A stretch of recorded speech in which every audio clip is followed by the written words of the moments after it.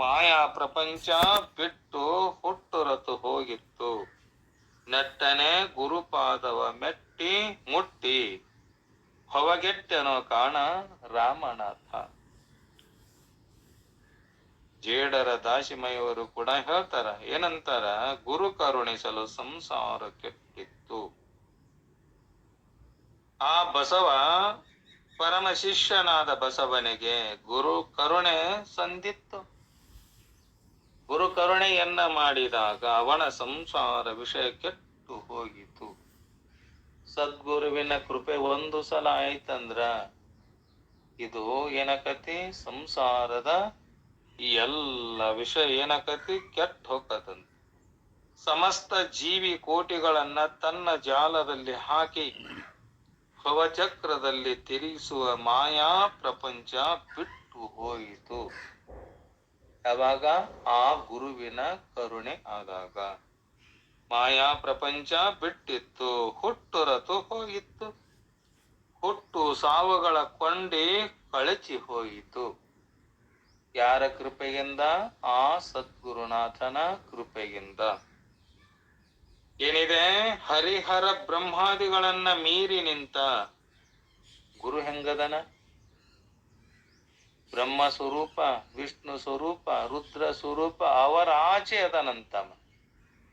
ಬಸವಣ್ಣವರು ಕೂಡ ಹೇಳಿದ್ರ, ಬ್ರಹ್ಮ ಪದವಿಯನೊಲ್ಲೆ, ವಿಷ್ಣು ಪದವಿಯನೊಲ್ಲೆ, ಬ್ರಹ್ಮ ಪದವಿ ಯಾವುದು ಒಲ್ಲೆ. ಯಾಕೆ? ಅದರಲ್ಲಿ ಮತ್ತೆ ಬಂದು ಇಳಿಬೇಕಾಗತ್ತಲ್ಲ ಸ್ಥಾನಕ್ಕೆ ಹೋಗಿ. ಇದು ಇಳಿಯಲಾರದಂತ ಸುಖ, ನಿಜವಾದ ಸುಖ, ಶಿವ ಸುಖ. ಅಂತ ಸುಖವನ್ನ ಕೊಡುವಂತ ಶಕ್ತಿ ಆ ಸದ್ಗುರುನಾಥನಲ್ಲಿದೆಯಲ್ಲ. ಅದಕ್ಕ ಗುರುಪಾದದ ಮಹಿಮೆ. ನಾವೇನ್ ಮಾಡ್ಬೇಕು? ಈ ಮಾನವ ಲೋಕದಲ್ಲಿ ತೋರಿತೆಂಬಂತೆ ಆ ಬಸವ ಜೀವಿಸಿಕೊಂಡಿರುವ ಪರ್ಯಂತರ ಗುರು ಸೇವೆಯನ್ನ ಮಾಡ್ತಾ, ಯಾರು ಗುರುವಿಗೆ ಶರಣಾಗತನಾಗಿ ಗುರು ಸೇವೆಯಲ್ಲಿ ತತ್ಪರನಾಗಿ ಗುರು ಹೇಳಿದಂತೆ ಗುರು ಹಾಕಿಕೊಟ್ಟಂತ ಮಾರ್ಗದಲ್ಲಿ ನಾವು ನಡೆದಿದ್ದಾದರೆ ನಮಗೇನಿಲ್ಲ, ಈ ಭವಸಾಗರದ ದುಃಖ ಯಾವ ಜನ್ಮಕ್ಕೂ ಇಲ್ಲ. ಅದಕ್ಕ ಬಸವೇ ಮಾಡಿದ, ಲೋಕದಲ್ಲಿ ತೋರಿದ ಗುರು ಸೇವೆಯನ್ನ ಮಾಡ್ತಾ ಶ್ರೀಮುಖದಿಂದ ಶ್ರವಣ ಮಾಡಿ ಆ ಸದ್ಗುರುಗಳು ಹೇಳಿದ ಮಾತುಗಳನ್ನ, ಅಮೃತ ಪ್ರಾಯವಾದಂಥ ವಚನಾಮೃತವನ್ನ ಕೇಳಿ ಕೇಳಿದ್ದನ್ನ ಮನನ ಮಾಡೋದು. ನನ್ನ ಸದ್ಗುರುನಾಥ ಹಿಂಗ್ ಹೇಳ್ಯಾನ, ನನ್ನ ಜೀವನ ಪರ್ಯಂತರವಾಗಿ ನಾನು ಇದನ್ನು ಮಾಡಬೇಕು ಅಂತ ಹೇಳಿ ಮನನ ಮಾಡೋದು. ಕೇಳುವುದು, ಕೇಳಿದ್ದನ್ನ ಮನನ ಮಾಡೋದು, ಮನನ ಮಾಡಿದ್ದನ್ನ ನಿಧಿಧ್ಯಾಸನ ಮಾಡುವುದು. ಹೀಗೆ ಸದಾವ ಕಾಲದಲ್ಲಿ ಶಿವಸುಖದಲ್ಲಿ ರಮಿಸಿದ ಯಾರು? ಆ ಬಸವ. ಅದಕ್ಕ ಹಂತ ಶ್ರವಣ ಮಾಡೋಣದರಿಂದ ಈ ಬಸವನ ಪಾಪಗಳು ಎಲ್ಲ ನಾಶವಾಗಿ ಆ ಸದ್ಗುರುಗಳು ಹೇಳಿದ ವ್ಯವಸ್ಥೆಯನ್ನ ತಾನು ಚೆನ್ನಾಗಿ ಇರುತ್ತೆಯಪ್ಪ. ಇನ್ನ ಈ ಕನ್ಯೆಯರನ್ನ ಎಂದೆಂದು ಕಣ್ಣೆತ್ತಿ ನೋಡುವುದಿಲ್ಲ ಅಂತ ಬಸವ.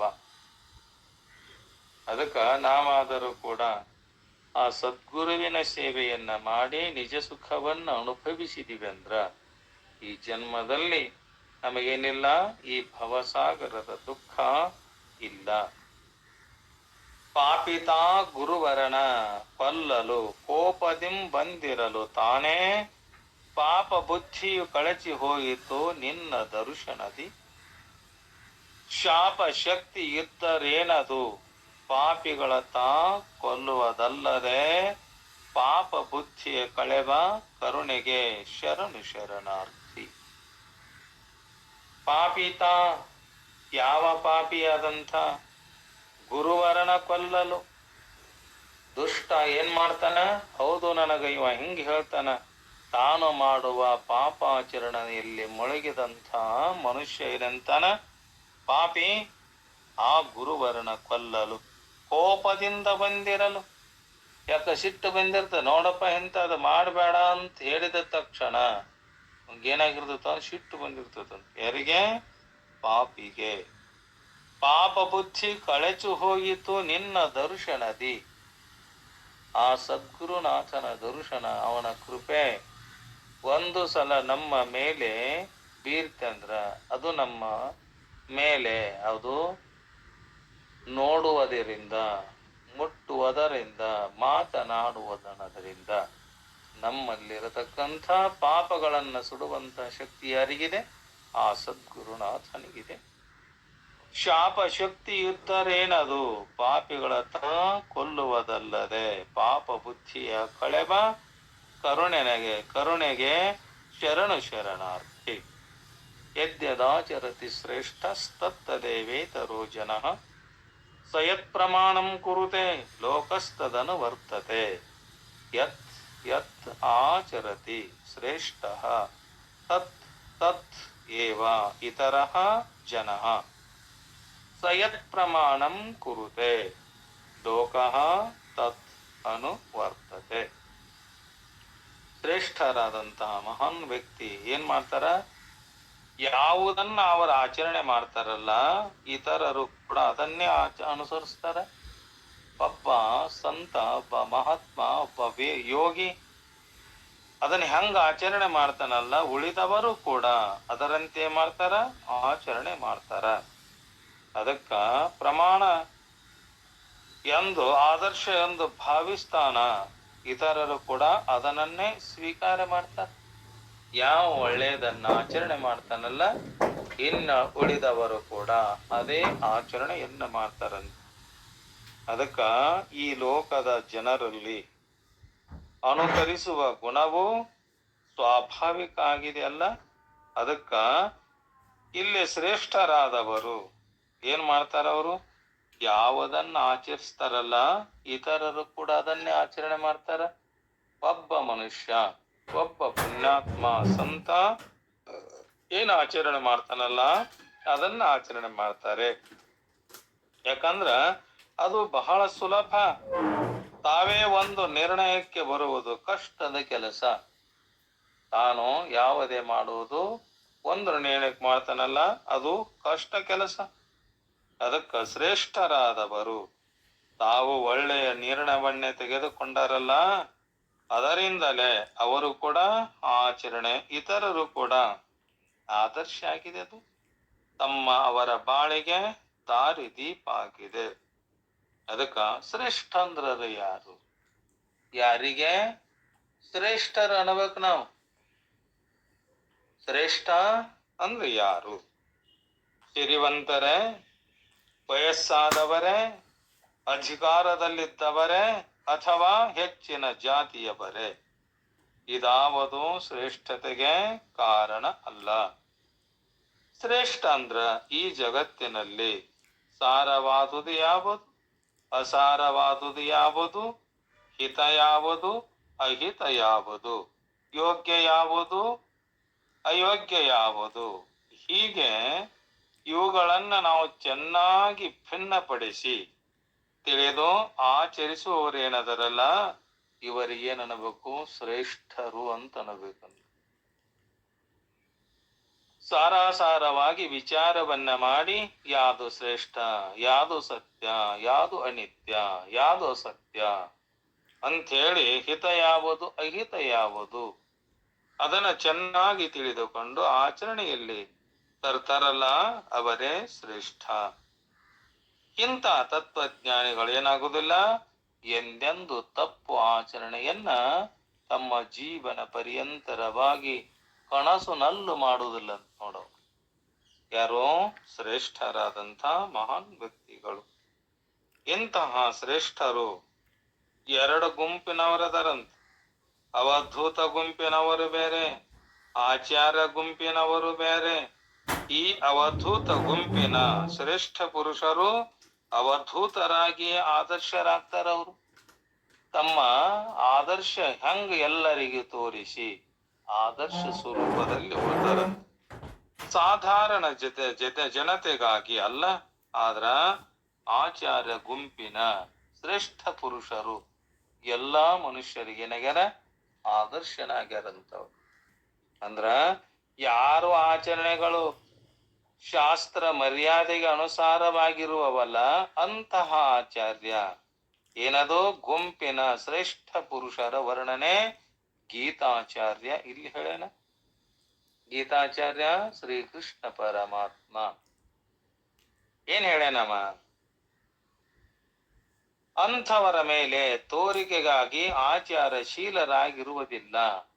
ಯಾರೇ ನೋಡಲಿ, ಯಾರೇ ನೋಡದಿರಲಿ, ಅಹಂಕಾರ ರಹಿತವಾದ ಆ ಶ್ರೇಷ್ಠ ಜನರ ಆಚರಣೆ ಸದಾ ಶ್ರೇಷ್ಠ ಆಗಿದೆ. ಅವರ ಆಚರಣೆ ನೀತಿ ಏನಾಗಿದೆ? ಅಹಂಕಾರ ರಹಿತ ಆದತ್ತಂದ್ರ ಅದು ಸದಾಚಾರ ಶ್ರೇಷ್ಠ ಆಗಿದೆ.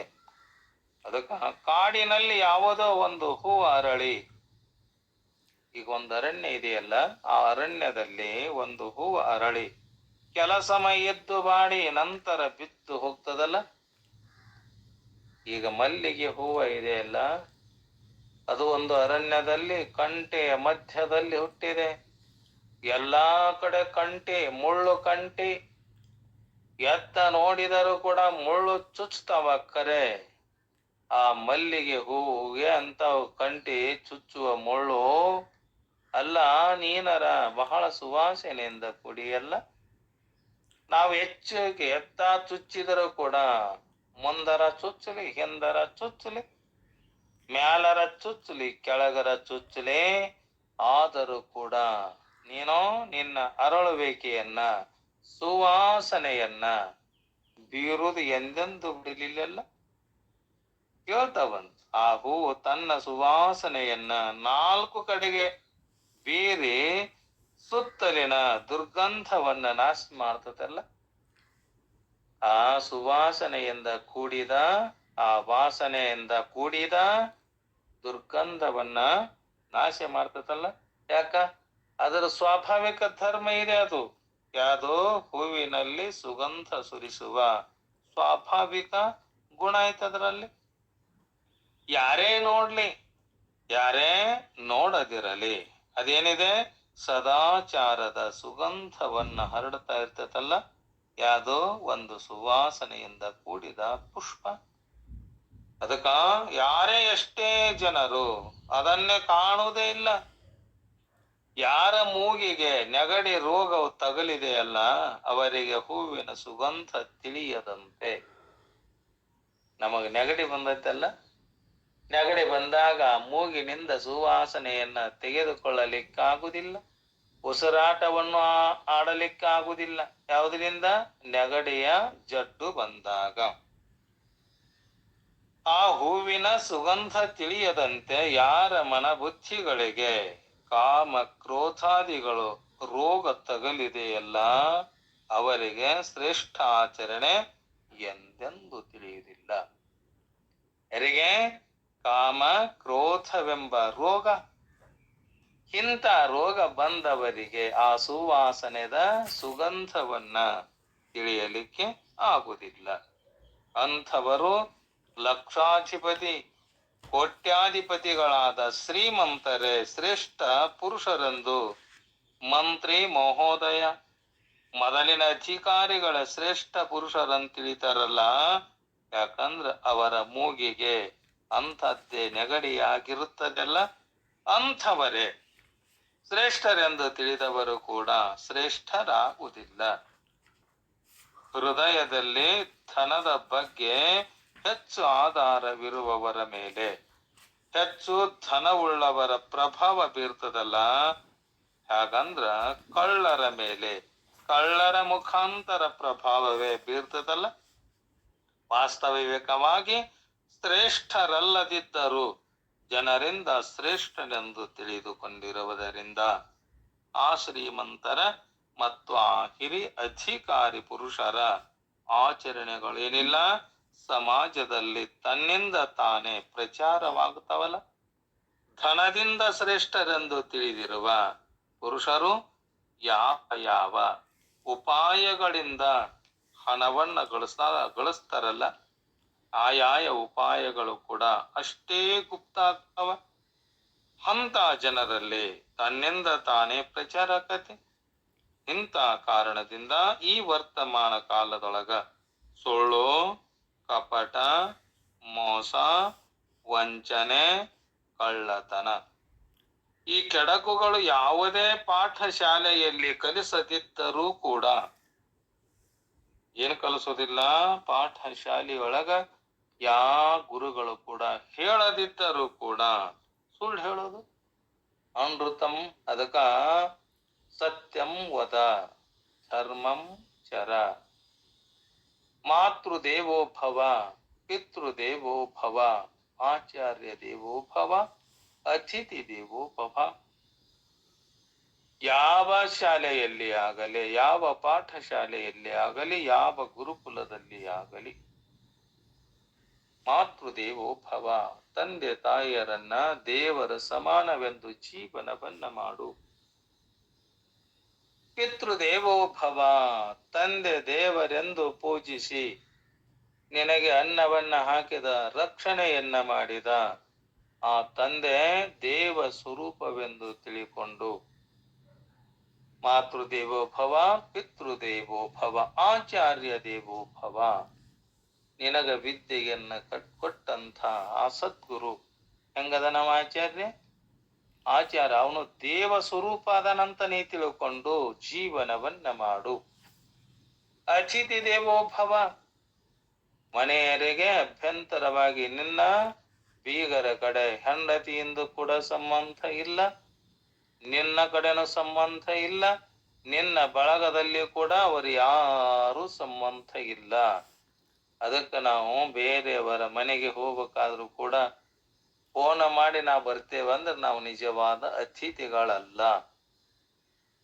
ನಿಜವಾದ ಅತಿಥಿಗಳು ಯಾರು ಅಂದ್ರ ಯಾವ ಕಡೆ ಸಂಬಂಧ ಇಲ್ಲ, ಹೋಗುವ ಅನೇಕವಾದ ಯಾವುದು ಒಂದು ಅನ್ನದ ಋಣದಿಂದ ಅಲ್ಲಿಗೆ ಹೋಗಿ ಅವರು ಉಪಚಾರವನ್ನ ಮಾಡಿದ್ರಾದ್ರ ಅವರೇ ನಿಜವಾದ ಅತಿಥಿಗಳು. ಅದಕ್ಕ ಅತಿಥಿ ದೇವೋ ಭವ. ಇಂಥದ್ದನ್ನ ನಿನ್ನ ಜೀವನದೊಳಗ ನೀನು ಅಳವಡಿಸಿಕೊಂಡು ಜೀವನ ಮಾಡುವಂತ ಎಲ್ಲಾ ಕಡೆ ಹೇಳಿರಲ್ಲ. ಆದ್ರ ಸುಳ್ಳು, ಕಪಟ, ಮೋಸ, ವಂಚನೆ, ಕಳ್ಳತನ ಈ ಕೆಡಕುಗಳು ಯಾವುದೇ ಪಾಠಶಾಲೆಯಲ್ಲಿ ಇಲ್ಲ. ಕಲಿಸದಿದ್ದರೂ ಕೂಡ ಸಮಾಜದಲ್ಲಿ ತನ್ನಿಂದ ತಾನೇ ಪ್ರಚಾರವಾಗ್ತಾವಲ್ಲ. ಯಾವುದೋ ಹಿಂದಿನ ಪಾಪ ಕರ್ಮದಿಂದ ಇವೆಲ್ಲವೂ ಉದ್ಭವಕ್ಕವಂತ. ಅದಕ್ಕ ಈಗಿನ ಕಾಲದಲ್ಲಿ ಜನರೇನಾರ ಲಕ್ಷಾಧಿಪತಿಯನ್ನೇ ಶ್ರೇಷ್ಠ ಅಂತ ತಿಳ್ಕೊಂಡಾರಲ್ಲ. ಆದರೆ ಪ್ರತಿದಿನ ಭಗವಂತನ ನಾಮದ ಲಕ್ಷ ಲಕ್ಷ ಜಪವನ್ನ ಮಾಡುವವನನ್ನ ಶ್ರೇಷ್ಠರೆಂದು ತಿಳಿದಿಲ್ಲ ಈ ಜನತೆ. ಇದು ಜಗತ್ತಿನ ದುಃಖದ ಮತ್ತು ಆಶ್ಚರ್ಯದ ಸಂಗತಿ. ಈ ಲಕ್ಷಾಧಿಪತಿ ಸತ್ತ ಮೇಲೆ ಒಂದು ಕವಡೆ ಕಾಸು ಜೊತೆಗೆ ತೆಗೆದುಕೊಂಡು ಹೋಗುವುದಿಲ್ಲ.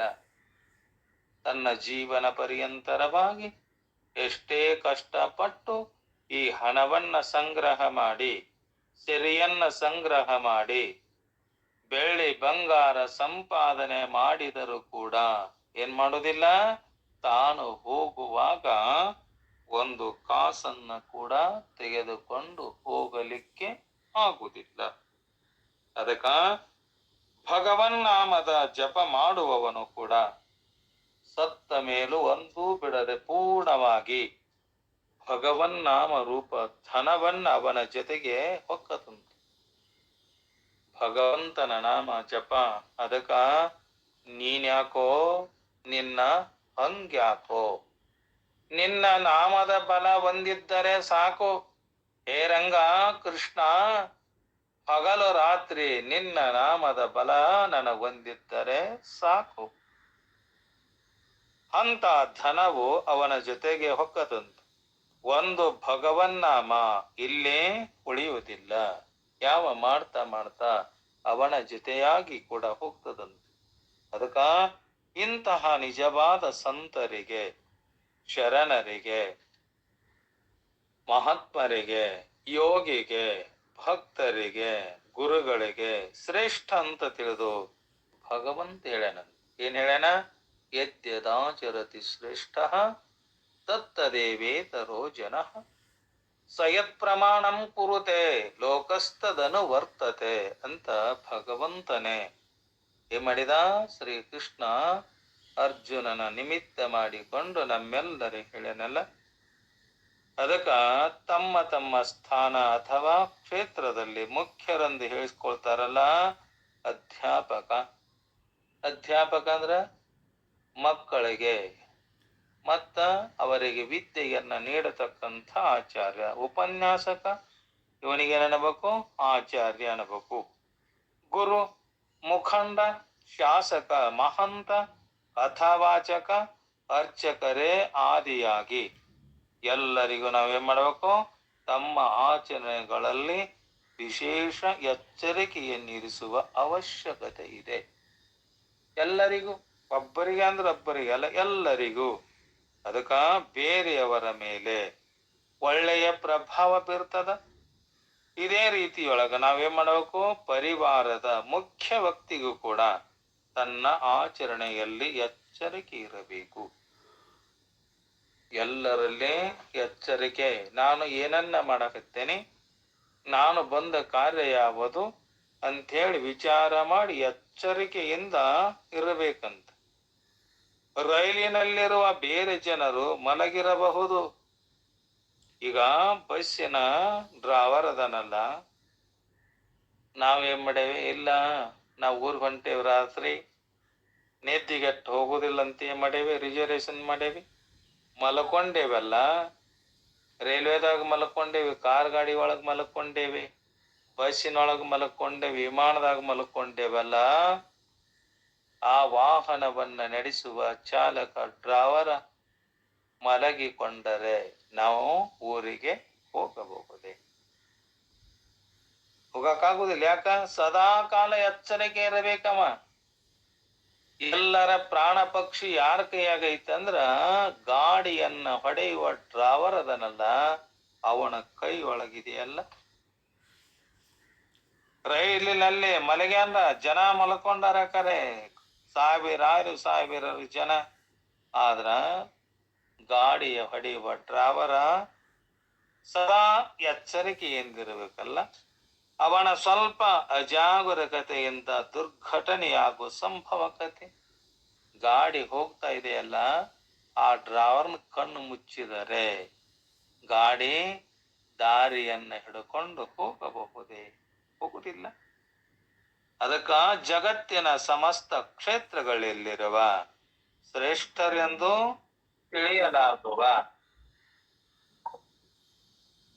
ತಿಳಿಯಲಾಗುವ ಸಂಭವಕತಲ ಅಂತ ದುರ್ಘಟನೆ ಶ್ರೇಷ್ಠ ಪುರುಷರಿಗೆ ತಮ್ಮ ತಮ್ಮ ಆಚರಣೆಗಳಲ್ಲಿ ವಿಶೇಷವಾಗಿ ಎಚ್ಚರ ಇರಬೇಕಂತ. ಇದು ಅವಶ್ಯಕತೆ. ಅದುವೇ ಲೋಕದವರಿಗೆ ಆದರ್ಶ ಆಗಿದೆ.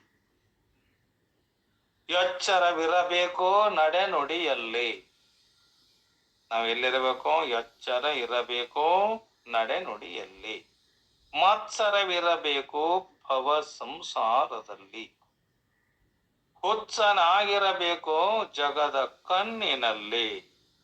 ಮನ ಅಚ್ಚೊತ್ತಂತಿರಬೇಕು ಲಿಂಗದಲ್ಲಿ. ಇಂಥಿ ಗುಣವುಳ್ಳಾತನೇ ಅಚ್ಚ ಶರಣನು ನೋಡ ಅಖಂಡೇಶ್ವರ. ಎಚ್ಚರ ಅಂದ್ರ ಕಣ್ ತೆರೆಯುವುದು ಮಾತ್ರ ಎಚ್ಚರ ಅಲ್ಲ.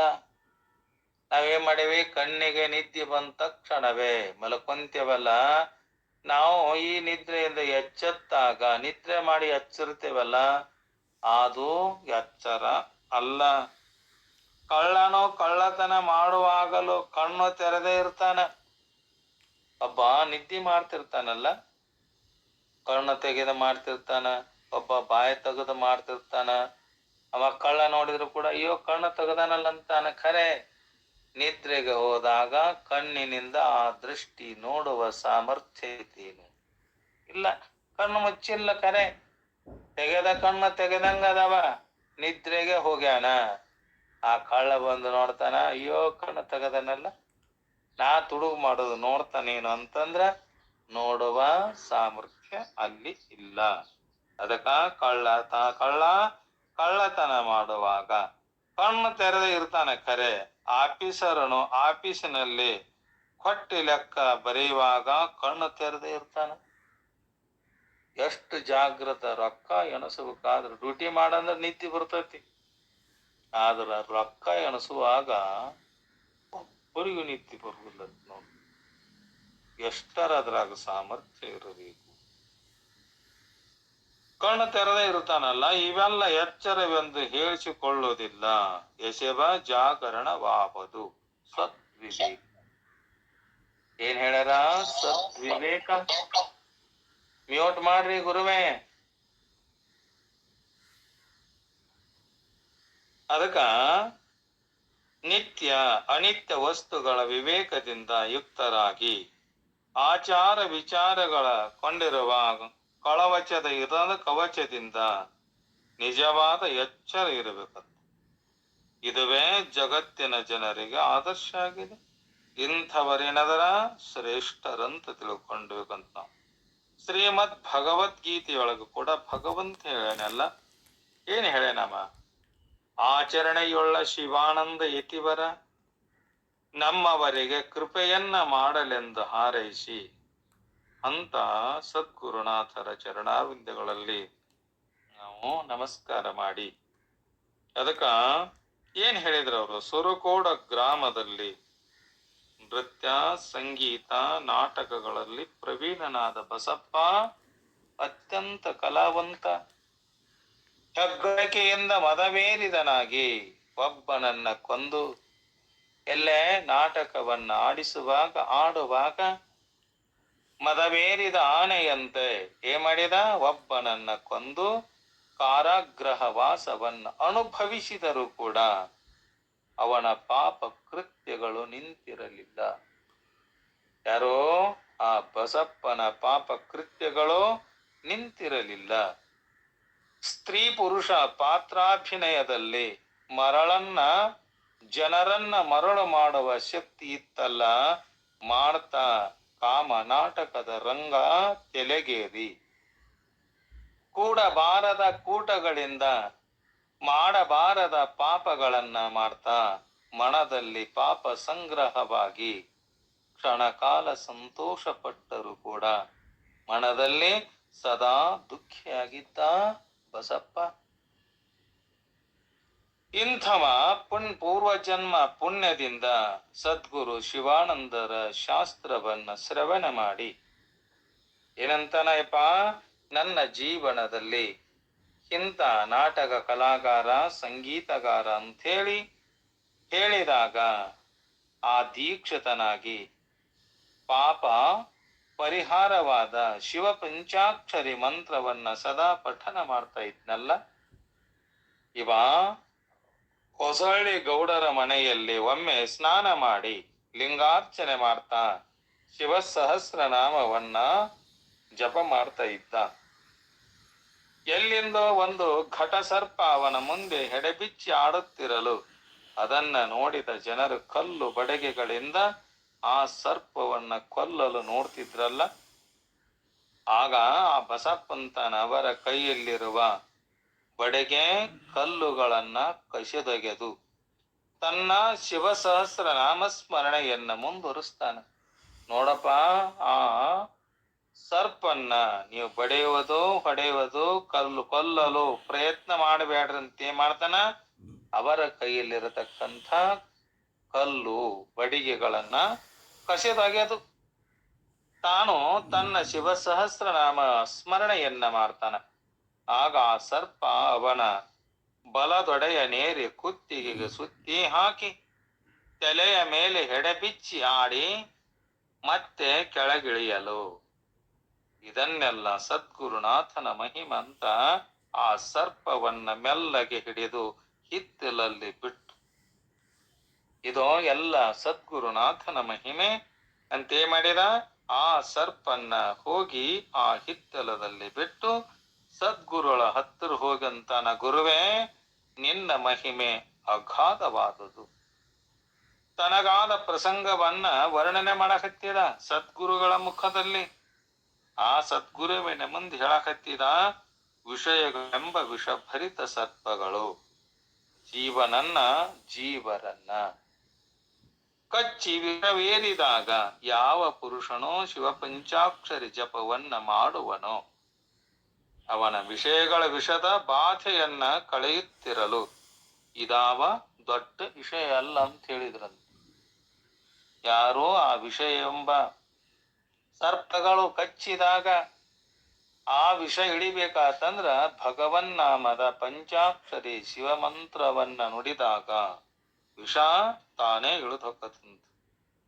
ಅದಕ್ಕ ನಂತರ ಏನ್ ಮಾಡಿದ್ರು, ಸದ್ಗುರುಗಳ ಲಿಂಗಾರ್ಚನೆಯನ್ನ ಮಾಡಿ ಮಠದಿಂದ ಹೊರಗೆ ಬಂದು ಓಣಿಯಲ್ಲಿ ಜನರು ಜೋಳಗಳನ್ನ ಒಣ ಹಾಕಿದ್ರಲ್ಲ ಕಂಡು ತಮ್ಮ ಅಮೃತ ಹಸ್ತದಿಂದ ಆ ಜೋಳದ ಕಾಳುಗಳನ್ನ ಓಣೆಯಲ್ಲಿ ಚೆಲ್ತಾ ನಡೆದಾಗ ಇದಾವ ಕೆಲಸವೇ ದಿನಗಳಲ್ಲಿ ಆಗಿಲ್ಲ ಅಂತೇಳಿ ಆ ಕಾಲದಲ್ಲಿ ಮೋಡಗಳು ಕೂಡಿ ಮಳೆರಾಯ ಬೋರ್ಗರೆದ ಅಂತ ಬೋರ್ಗರೆ ಆ ವರ್ಷ ವಿಪರೀತವಾದ ಬೆಳೆ ಬಂದು ಊರಿನ ಜನರ ರಾಶಿ ಮಾಡಿ ತಂದಾಗ ದವಸ ಧಾನ್ಯಗಳಿಂದ ಕಣಜಗಳೆಲ್ಲ ತುಂಬಿ ಎಲ್ಲ ಕೂಡ ಅದೇನಾಯ್ತಂದ್ರ ಸದ್ಗುರುವಿನ ಕೃಪೆಯಿಂದ ಎಲ್ಲವೂ ಕೂಡ ಮನೆಯಲ್ಲಿರುವ ಕಣಜಗಳು, ಬ್ಯಾರೋಲು, ಚೀಲಗಳು, ಹಗೆಗಳು ಎಲ್ಲ ತುಂಬಿದ್ವಂತ.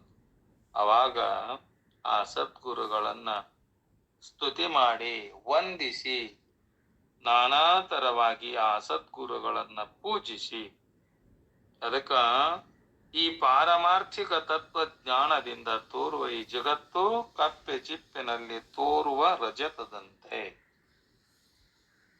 ಕಪ್ಪೆ ಚಿಪ್ಪಿನಲ್ಲಿ ಬೆಳ್ಳಿ ತೋರ್ತದಲ್ಲ, ಬೆಳ್ಳಿಯಂತೆ ಅದು ಭಾಸವಾಗಿ ತೋರ್ತದಲ್ಲ, ವಿಚಾರ ಮಾಡಿ ನೋಡಿದರೆ ಏನಿಲ್ಲ, ಆ ಕಪ್ಪೆ ಚಿಪ್ಪಿನಲ್ಲಿ ಬೆಳ್ಳಿ ಇಲ್ಲ. ಆಕಾಶದಲ್ಲಿ ತೋರುವ ಗಂಧರ್ವ ಪುರದಂತೆ ಈ ಆಕಾಶದಲ್ಲಿ ಕೂಡ ಮೋಡಗಳು ನಾನಾ ತರವಾಗಿ ಕೂಡಿದಾಗ ಹೆಂಗ್ ಕಾಣ್ತದಲ್ಲೇ ಗಂಧರ್ವಪುರ, ಅದರಂತೆ ಕಂಡರೂ ಕೂಡ ಅದೇನಿಲ್ಲ, ಪುರ ಇಲ್ಲ, ಮಿಥ್ಯೆ ಆಗೈತಲ್ಲ. ಅಜ್ಞಾನಿ ಜೀವರು ಮೃಗಜಲವನ್ನ ಕಂಡು ಅದರಲ್ಲಿ ಸತ್ಯತ್ವ ಬುದ್ಧಿಯಿಂದ ಓಡೋಡಿ ಬಳಲಿ ಸಾಯುವಂತೆ.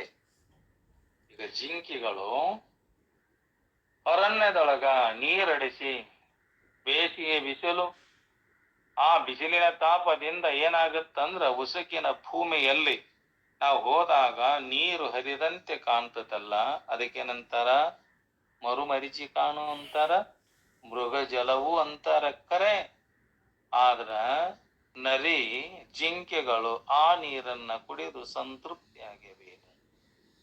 ಅಲ್ಲಿ ನೀರು ಇಲ್ಲವೇ ಇಲ್ಲ.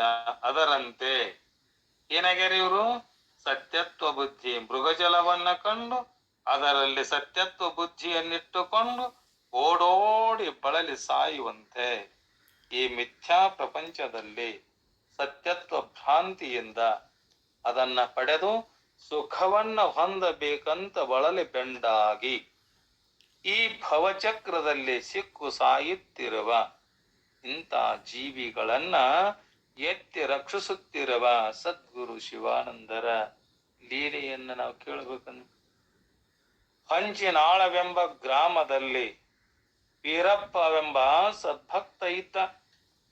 ಎಲ್ಲೇ ಅದು ನರಗುಂದದ ಬಳಿ ಹಂಚಿನಾಳ ಅಂತ ಒಂದು ಗ್ರಾಮ. ಆ ಗ್ರಾಮದೊಳಗ ವೀರಪ್ಪ ಅಂತ ಸದ್ಭಕ್ತ, ಅವ ಪರಮ ಶಿವಭಕ್ತನು ಕೂಡ ಇದ್ದ, ಸದಾಚಾರ ಸಂಪನ್ನನು ಇದ್ದ.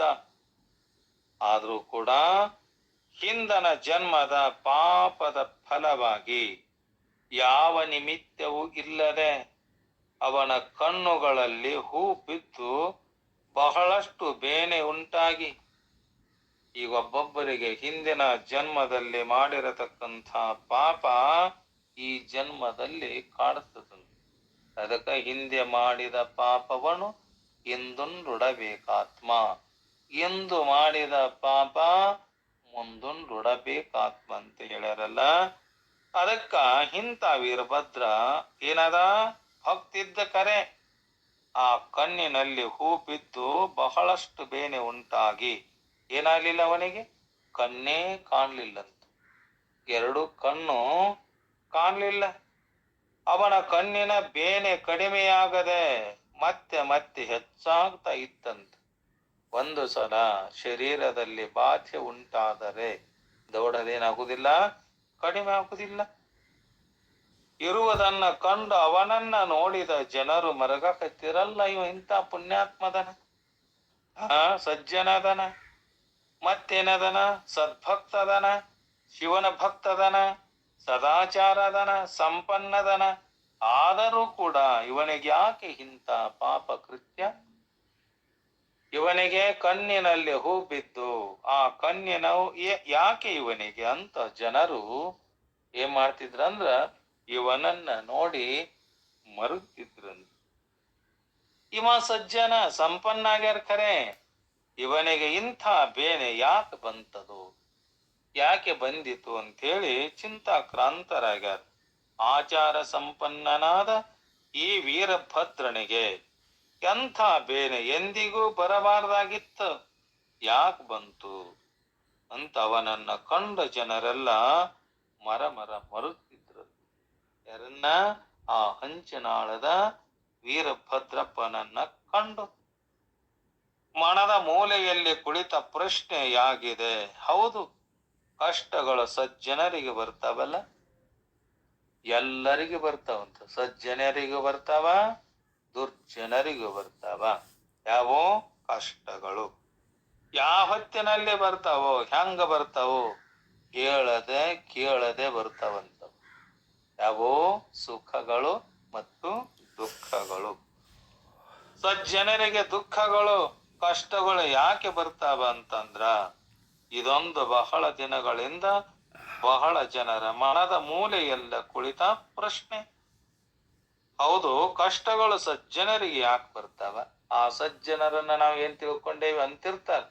ಅಲ್ಲ, ನಿಮ್ಮನ್ನ ಮಹಾತ್ಮ ಅಂತ ತಿಳ್ಕೊಂಡೇವಿ, ಸಂತ ಅಂತ ತಿಳ್ಕೊಂಡೇವಿ, ಶರಣ ಅಂತ ತಿಳ್ಕೊಂಡೇವಿ, ನಿಮ್ಮನ್ನ ದೇವರಂತ ತಿಳ್ಕೊಂಡು ನಿಮ್ಮನ್ನ ಸದಾ ನಿಮ್ಮ ಪಾದಕ್ಕೆ ನಮಸ್ಕಾರ ಮಾಡ್ತೇವಲ್ಲ, ಯಾಕೆ ನಿಮಗ ಈ ಕಷ್ಟಗಳು ಬರ್ತಾವ? ಎಲ್ಲರಿಗೂ ಈ ಪ್ರಶ್ನೆ ಕಾಡ್ತದಂತ. ಅದಕ್ಕ ಸತ್ಪುರುಷರಾಗ್ಯಾರಲ್ಲ, ಶಿಲ್ಪಿಯ ಉಳೆಯ ಪೆಟ್ಟನ್ನು ತಿಂದ ಕಲ್ಲೇ ಮೂರ್ತಿಯಾಗಿ.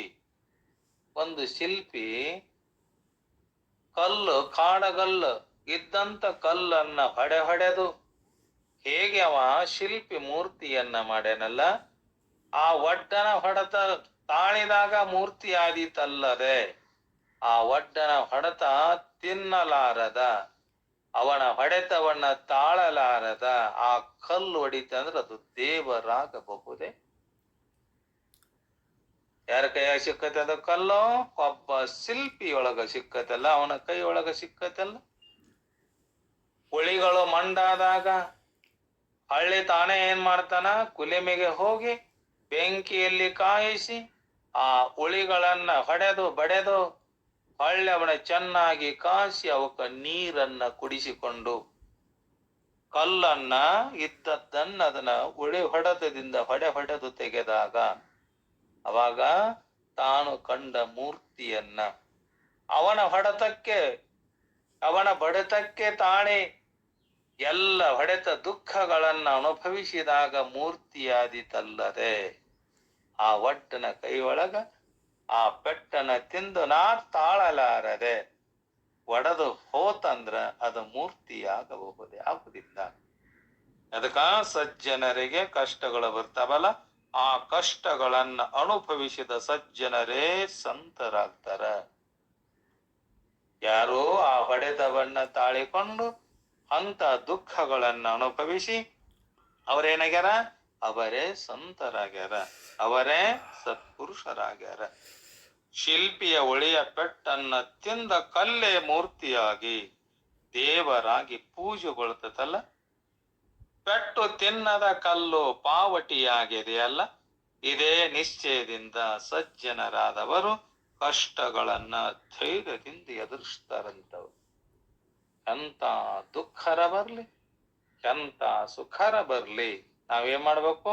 ಆ ದುಃಖವನ್ನ ಕಷ್ಟಗಳನ್ನ ಸಹಿಸುವಂತ ಶಕ್ತಿ ನಮಗಿತ್ತಂದ್ರ ನಾವೇನಾಕ್ಕೇವಿ? ಧೈರ್ಯದಿಂದ ಅವನ ಎದುರಿಸಿದಾಗ ನಮ್ಮ ನಿಜವಾದ ಸುಖವನ್ನ ಕಾಣ್ತೇವಂತ. ಅದಕ್ಕ ಶರೀರಂ ಜ್ಞಾನ ಜನನಂ ರೋಗೋ ವಿಷ್ಣು ಸ್ಮೃತಿ ಪ್ರದಃ ವಿಪದ್ವೈರಾಗ್ಯ ಜನನಿ ತ್ರಯಂ ಸುಖಕರಂ ಸತಾಂ ಅಂತ ಹೇಳ್ಯಾರ. ಆ ವಿಷಯವನ್ನ ಸಮಯ ಮುಗಿದಿದೆ. ಇಂಥ ಸಮಯದಲ್ಲಿ ಎಲ್ಲರೂ ಮತ್ತ ಸಮಯ ಸಿಕ್ಕಾಗ ಇದನ್ನ ಚಿಂತನೆ ಮಾಡೋ ನಂಬಲ್ಲಿಗೆ 2 ವಾಕ್ಯ ಪುಷ್ಪಗಳನ್ನ ಸದ್ಗುರುನಾಥರ ಚರಣಾರವಿಂದಗಳಲ್ಲಿ ಸಮರ್ಪಿಸಿ ತಮ್ಮೆಲ್ಲರಿಗೂ ಶರಣಾರ್ಥಿಗಳು ಶಿವಸ್ವರೂಪಿಗಳೇ.